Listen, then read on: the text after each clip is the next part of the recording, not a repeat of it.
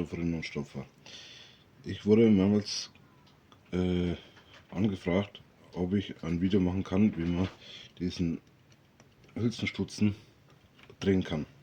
Also dass die kürzere Seite nach unten ist. Das ist im Prinzip ganz einfach. Man nimmt eine Zange und dreht man das ganz vorsichtig um.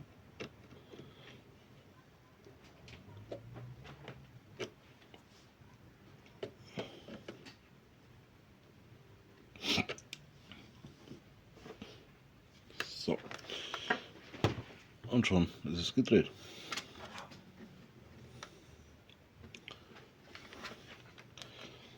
Vielen Dank fürs Zuschauen und Abo-Button nicht vergessen.